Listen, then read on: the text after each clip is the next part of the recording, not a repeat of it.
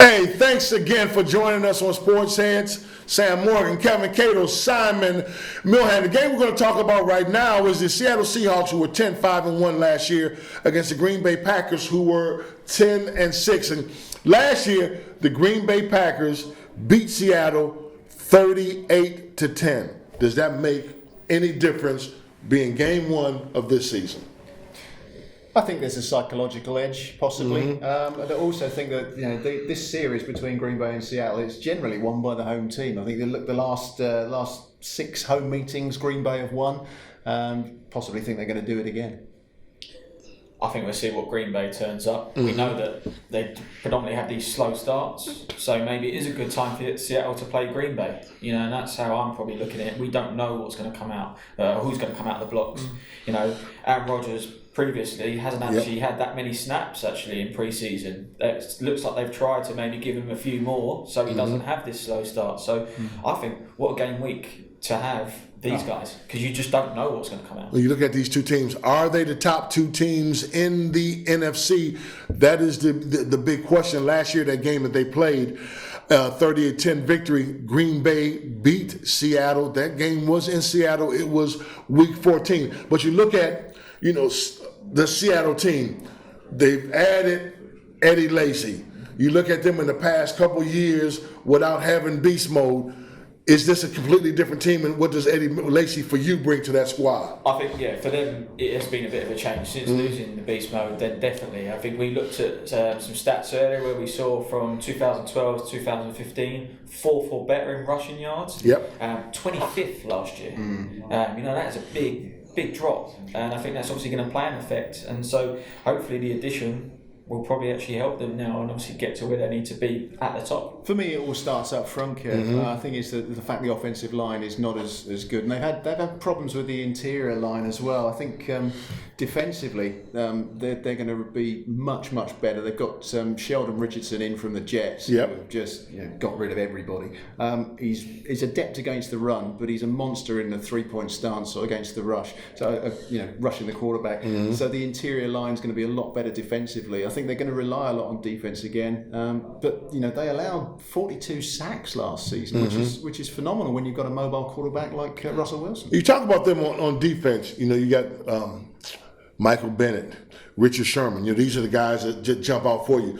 But is Earl Thomas? I look at Earl Thomas and I say he's probably the most influential defensive guy that they have. Last season, for instance, when Earl Thomas was playing, the quarterback rating against the Seattle defense was 77 point something, but we'll just go with the 77. When Earl Thomas went out with an injury, the quarterback rating was 99, which would have been the 3rd worst in the National Football League if they had basically calculated that, done that throughout the season. So you got a lot of top defensive guys. You mentioned the addition of Sheldon Richardson, and other guys that they have, but it's going to come down to if Earl Thomas stays healthy. When I look at that defense, if Earl Thomas stays healthy, then this could possibly be a Super Bowl contender when I look at them from the defensive point of view. Is that not a worry to anyone that they have to rely on one player though? One key injury, I would feel comfortable with that. If you look at some of the top teams that have gone on consistently throughout any year, an injury will happen and they have the backup for it. I get what you're saying, I understand it totally, but when you lose your middle linebacker, you're losing the quarterback of your defense. It's just like you losing your quarterback. You lose Earl Thomas, you lose the heart and soul of that defense.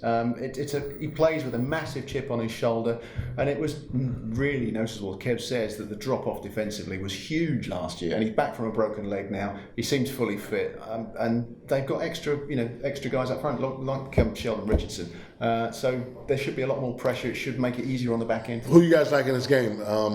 Russell Wilson, Aaron Rodgers. I'm a Rodgers fan through and through. I think, and especially the offensive line of Seattle has still got question marks for me. We've got Green Bay are 3-point favourites, and as I said, the trend is that the home team generally tends to win that, and I would think that I'd take Rodgers. I think Green Bay will win this. I'm going to say Rodgers. I'm a Cardinals fan, so I'm not doing anything to do with Seattle. So yeah, go Green Bay. For me, I'm going with the opposite of these two guys, Russell Wilson. I think Russell Wilson, last year was a down year for him offensively. I think he's done a lot of things in the offseason. The addition of Lacey and the offensive weapons that he has, I'm looking for Russell Wilson to get back on track. And also, too, one of the things we're going to look at, we have a graphic right here to look at. And the Green Bay Packers have had to make a big change defensively from where they were last season. We look at them last season, Seattle's defense, 16 touchdowns, they allowed 11 interceptions. But look at the Green Bay Packers, 269 yards, which was 31st in the National Football League, 32 touchdowns that they allowed, touchdown passes, 17 interceptions. 17 interceptions was fourth, so they were able to make some things happen, but they gave up a lot. But the Green Bay Packers, first two draft choices were on the defensive side of football, so they did address it. Now they're starting to try to address that side because they had to. They've lost a lot of veteran leadership, but they've also actually brought in a lot of veteran leadership as well. It's how those players gel, and it may well take time. I still see that Green Bay will have a slow start again. It may be that they win this game, it may be that they lose this game, but the next couple of games are not easy. It could be another slow start for them, but in that division, I don't think it's going to make any difference. Okay.